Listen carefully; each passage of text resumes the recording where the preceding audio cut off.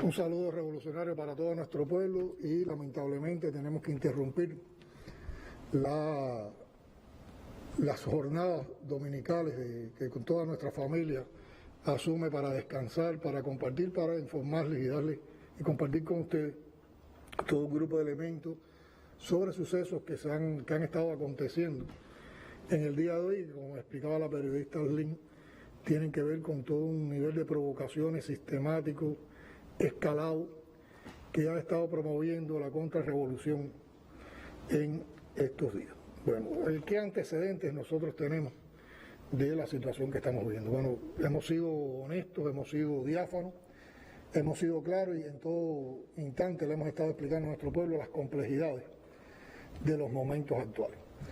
Yo recuerdo que hace más de un año y medio, cuando se iniciaba el segundo semestre del año 2019, tuvimos que explicar que íbamos a una coyuntura difícil, y usamos ese término coyuntura que, como siempre digo, después tanto se tomó como parte del humor popular, porque hemos permanecido en esa coyuntura durante mucho tiempo, es mucho más allá de la coyuntura, a partir de todas las señas que estaba dando el gobierno de los Estados Unidos, encabezado por la administración Trump con relación a Cuba. Recuérdense que ahí empezaron a recrudecer todo un grupo de medidas restrictivas de recrudecimiento del bloqueo, la persecución financiera, la persecución energética, con el objetivo de asfixiar la economía de nuestro país y que esa asfixia provocara ese anhelado deseo que tienen de que se provoque un estallido social en Cuba masivo, que siembre las posibilidades para, con toda esa propaganda y todas esas construcciones ideológicas que ellos han hecho, convocar a las llamadas intervenciones humanitarias que terminan en intervenciones militares y en injerencias que aplastan los derechos, la soberanía, la independencia de todos los pueblos. Esa sucesión de medidas continuó, después vinieron las famosas 243 medidas que todos conocemos, y por último, ya cuando en los últimos días de esa administración se decide incluir a Cuba en una lista de países patrocinadores del terrorismo, una lista totalmente espuria, una lista ilegítima y una lista unilateral que asume los Estados Unidos sobre la gracia de que ellos se creen que son la potencia que domina el mundo, que son los emperadores de este mundo. Lamentablemente, por la falta de dignidad que existe en un grupo de instituciones internacionales y también en una parte importante de algunos países, muchos se someten de golpe a todas estas medidas y a todas estas acciones. Hay que reconocer que otros no permiten que se les imponga, pero también se ven limitados por el alcance extraterritorial que tienen las mismas. Y eso acrecentó más todas estas limitaciones, todas estas restricciones, que sobre todo implicaron que al país no le entraran, se le cortaran de inmediato sus principales fuentes de ingreso de divisas. Estoy hablando del turismo, estoy hablando de los viajes de cubanos y americanos a nuestro país, de las remesas que tanto esperan familias cubanas de sus familiares de los Estados Unidos. Se hizo un plan tremendo de desacreditación de las brigadas médicas cubanas, y por esa colaboración médica también, además de la colaboración solidaria que presta Cuba, por esa colaboración médica también se ingresaba una parte importante de divisas. Y todo esto fue provocando una situación de desabastecimiento en el país. Desabastecimiento de alimentos, desabastecimiento de medicamentos, desabastecimiento de materias primas e insumos para poder desarrollar nuestros procesos económicos y productivos, que a la vez tributan a las exportaciones y a la vez tributan a los abastecimientos del pueblo. Por lo tanto, aquí están cortados dos importantes elementos: la capacidad de exportar y de recibir divisas para importar e invertir, y la capacidad desde los procesos productivos de poder desarrollar todo un grupo de bienes y servicios para nuestra población.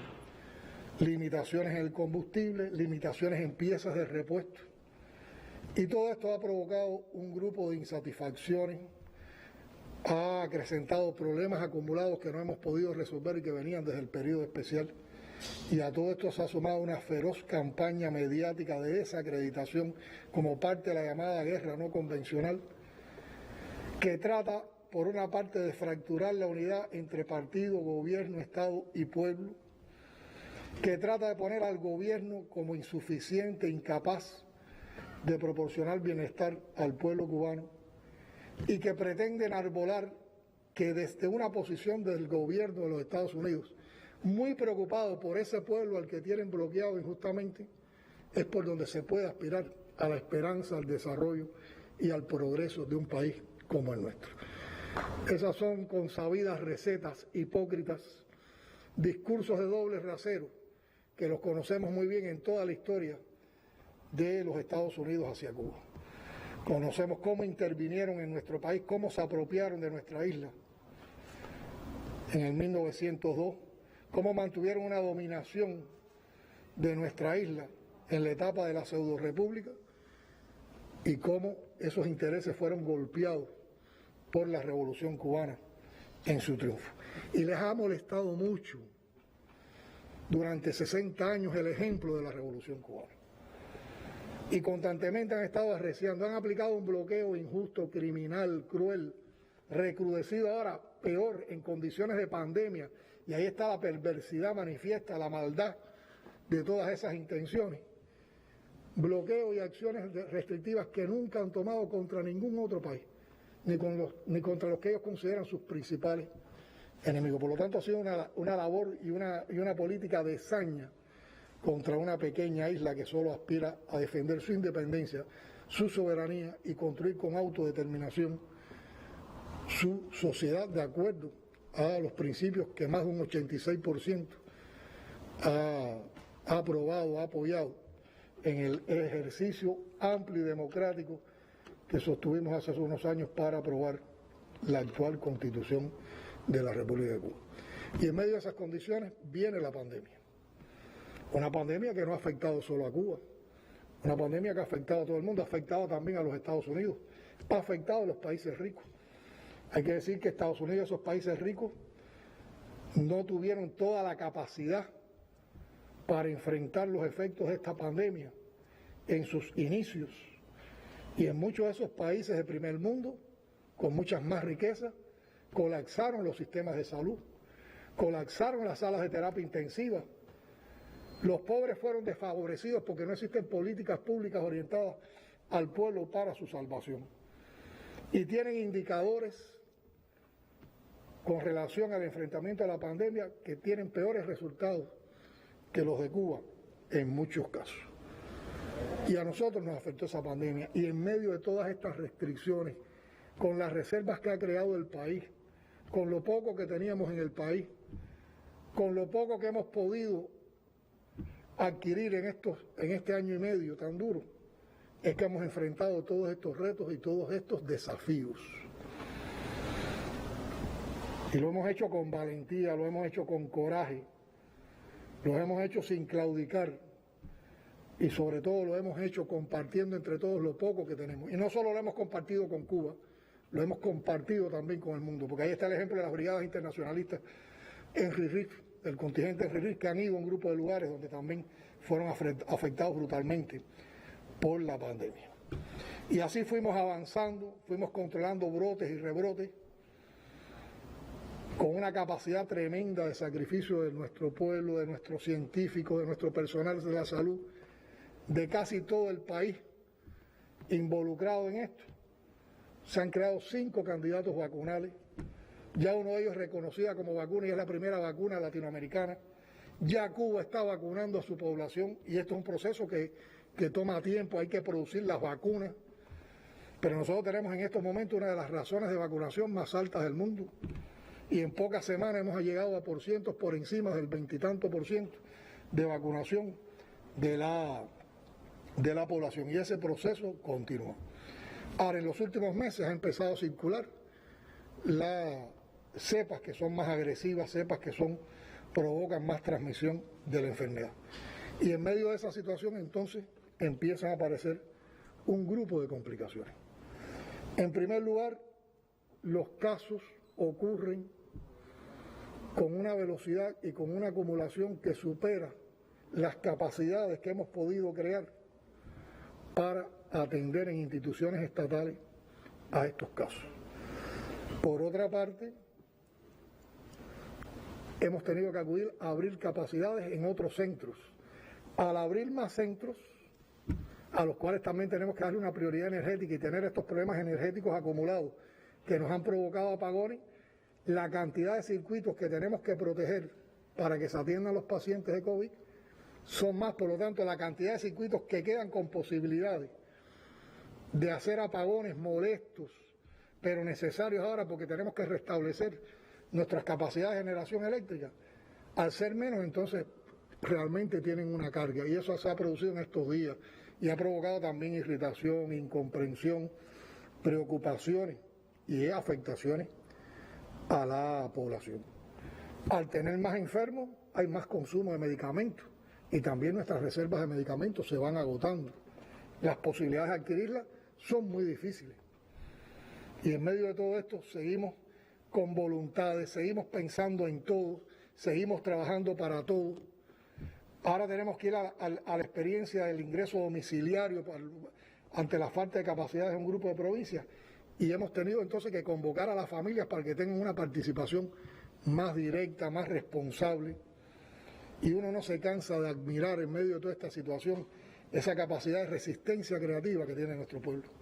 Y cómo con esa capacidad de resistencia creativa, con esos valores, si los acompañamos de responsabilidad, de unidad, de acción, nosotros en el menor tiempo posible, con vacunación y con comportamientos responsables, cumpliendo las medidas higiénico-sanitarias, el aislamiento social y el distanciamiento físico, saldremos más temprano que tarde de este pico pandémico, que no es solo un caso cubano. Cuba lo que logró fue postergarlo en el tiempo, con todo lo que hicimos. Y también en menor tiempo lo estaremos superando, y así es como hemos estado en estos días moviéndonos por las provincias para ratificar y para puntualizar todas las estrategias de enfrentamiento a la misma. Entonces, de manera muy cobarde, muy sutil, muy oportunista, muy perversa,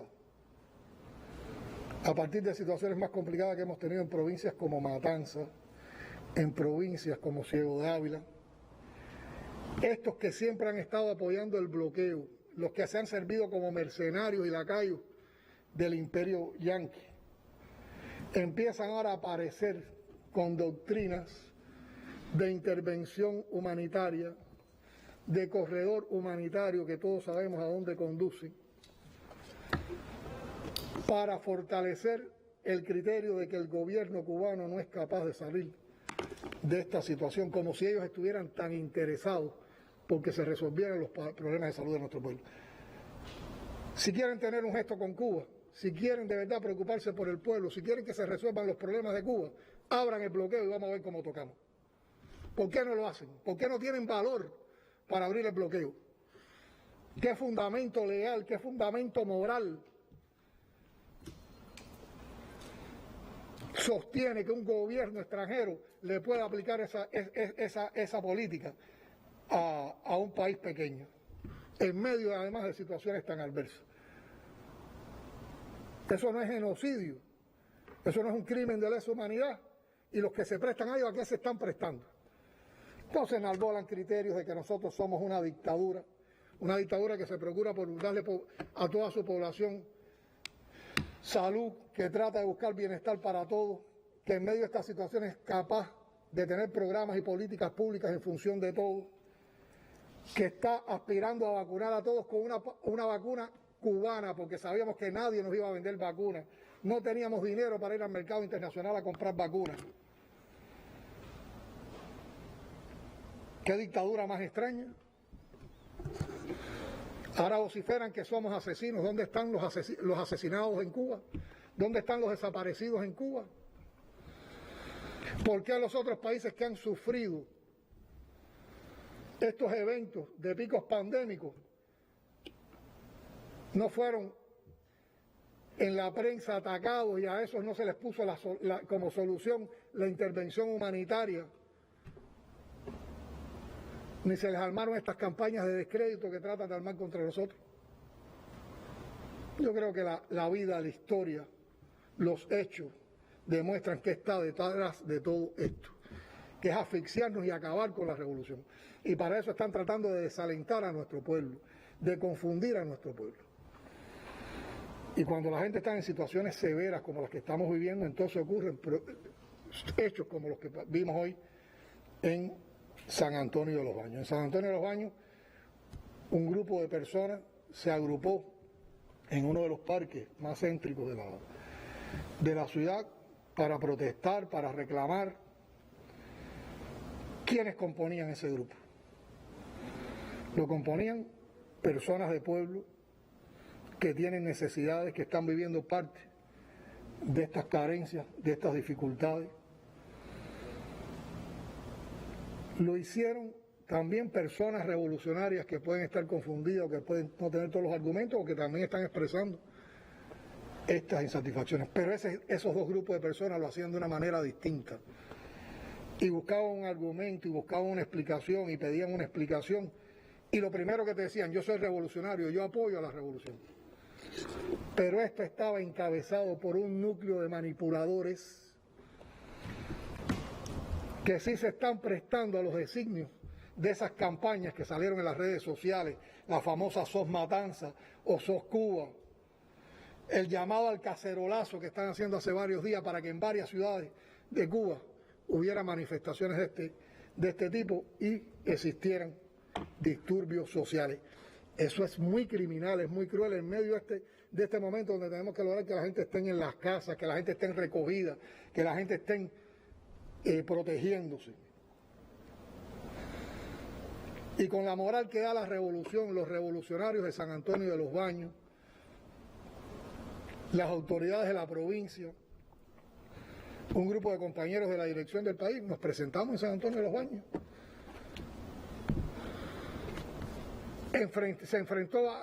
Esa masa de revolucionarios se enfrentó a los contrarrevolucionarios.